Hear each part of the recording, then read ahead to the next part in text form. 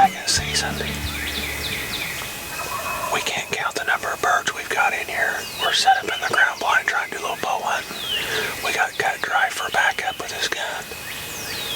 We're going to have a good time. Gobble, gobble, boom, starting off real good. It's real chilly this morning. Feels like deer season. But these birds are tearing it up this morning, so we're getting ready to get them a little bit more excited and let them cool down. So hopefully they'll come into our setup, sit back and enjoy the show on the Edge Outdoors.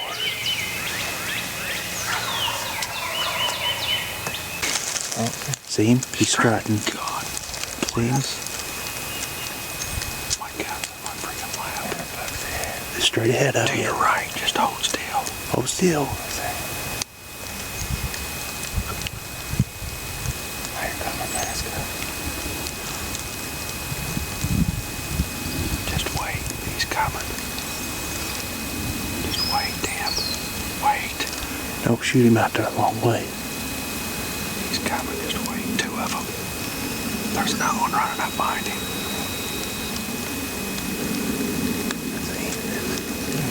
Yeah, just wait. He's coming. Just let him come.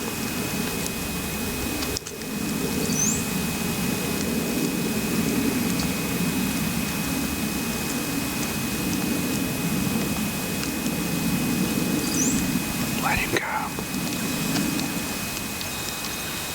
Let him come. Just let him keep coming.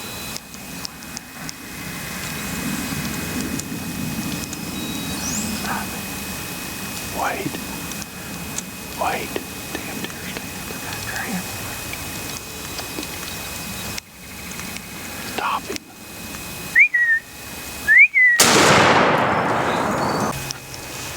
Alright, so we decided we was going to bow hunt this morning, and this morning was terribly cold, like 20-some degrees out.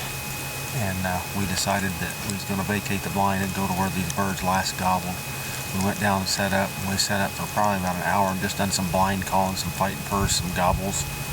And honestly, we were just getting ready to leave to vacate this property and go to another place. And I just happened to look up and I saw something running. And sure enough, it was this big old Tom. He come running into them fighting purrs and gobbles. He was ready to fight. He had a hen coming in running behind him, and we tried to get real good footage for you and everything. And he just about gave us a slip, and Tim really had to turn to get the shot. But he made a heck of a shot. Here's this bird, real nice three-year-old bird. And it's nice when somebody comes down to go hunting with you and they get him a bird. So we're gonna hop back in the blind now. We just had one strike up, and we're going to see if we can't get one with the arrow. So stay tuned on the Edge Outdoors. Right here. Oh, I see them. They're following us. Two long beards, and they're going to come left. Three of them. Yeah. I need to get where you're at, Tim. They're coming to my left. Just let them come out here. They'll come out here. They're going to come right to the decoy. Yeah, get drawn. Hurry up. To be still now.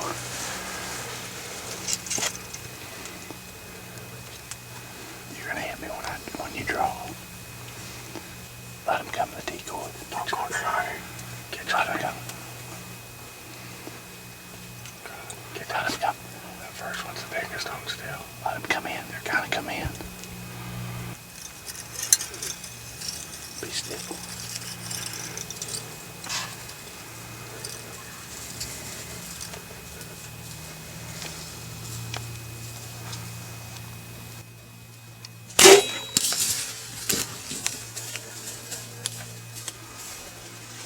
Open. It's the one strutting in the back. Yeah, the very back one. It's right here. Right there. I hit him. Got him. Alright folks, here we are. A little recap of the morning. It's April 9th. We was in Fayette County. This morning was terrible cold, probably 25 degrees. Nasty cold.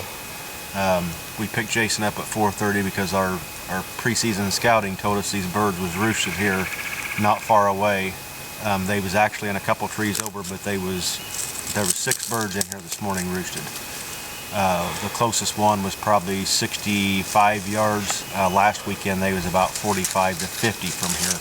Like I said, they just picked another tree. So I come in and set the ground blind up last week and got it all ready and brushed it in and did some real good trimming with my Easy Cut trimmers. And we came in this morning, got in early, and Tim Cut Drive come down to hunt because he's been wanting to hunt with us here in Fayette County for a long time. And so we set in the blind. I was trying to bow hunt this morning, and the setup was correct, but the bird just wasn't here yet. So we went to the last place that we heard the other set of birds gobbling. We got set up on the birds. We heard a hen yakking at us, so we started cutting back at her to get her fired up. She got fired up, and then two birds gobbled. There was one to the left and one to the right. So we was kind of working them, and they actually joined together, and we thought they was gone. So we kind of got creative, started doing some fighting purrs and some gobbles with our gobble shaker call, and actually was getting ready to leave, and I just happened to look up, and here come Tim's bird running around a corner. I mean, full sprint coming in. So I believe it was a mixture of the fighting purrs and that gobble call.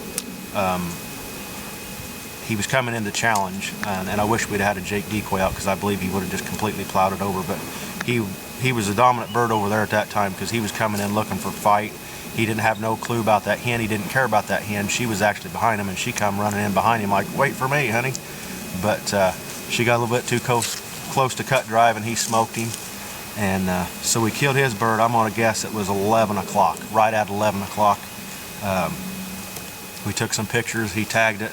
We walked up a hill. We come back up to the blind. We're probably not 100 yards from where he shot his bird, and I thought, so I hit the crow call a couple times walking up here. Nothing answered, which is not all that uncommon. So we got back up here where the blind was at, and we was taking some pictures of Tim's bird again. So I cut on my call a couple times, a nasty hen, and boom, one answered. I mean, real close. So we just kind of looked at each other and finished our picture segment, and we got in the blind, hurry up, dove in, set our decoys back out like we had them this morning. We got in the blind, got all set up. I switched over to the black from the camo so that I could try to shoot one with my bow, and we got in there, and I think Tim cut on him a little bit, and we didn't hear nothing, so we waited just a little bit, maybe 2 minutes, and I cut him again with that nasty hen, and they answered, and they had cut the distance well over in half, so we knew they was coming. So by that time I was already way too jacked. My blood pressure was probably about ready to blow out the top of my head.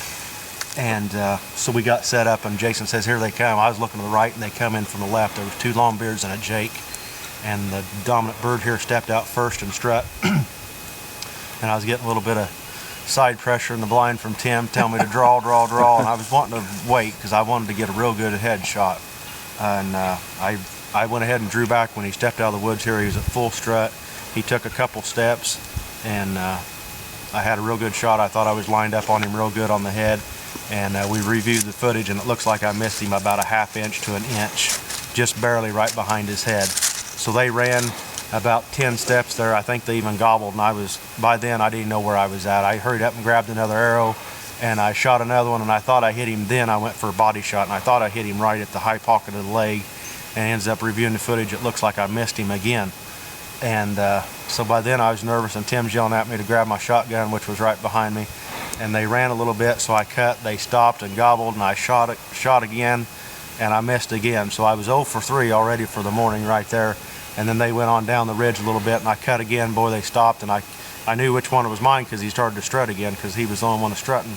And I shot that time and actually rolled him, and he rolled down the hill. So I come flying out of the blind. I didn't tear it up, but I really knocked down a big hole in the front because I couldn't get to the back, and dove out and caught up with him down at the bottom of the hill. We recovered both arrows. So this is my 1 for 4 bird, but not very often will you get 2 birds in one day in less than a ½ hour apart. But it just shows you that the mood of these birds can change at the drop of a hat. It's like a light switch. They went from this morning to being real finicky and picky to boom, just working in a matter of an hour. I mean, just night and day difference. So we tried to get one on bow footage for you, but I got a little bit excited and rushed my shot twice, so we had to do it with a shotgun. But anyway, we're so glad you came with us to share the experience on the Edge Outdoors. Quaker Boy Game Calls, Easy Cut cutters are a cut above the best. Every product we try to use is made here in the United States for a reason. I want to thank cameraman Jason Coons for coming out again with me. If you remember right from the fall, he filmed my nice 150-inch 10-pointer. He come out with us this morning to video. He videoed for me last weekend for youth season. So me and Jason's 3 for 3 this spring. We won't count the misses in there because we got the bird. So till next time, on the Edge Outdoors, Quaker Boy Game Calls, come with us on the Edge Outdoors. Gobble, gobble, boom.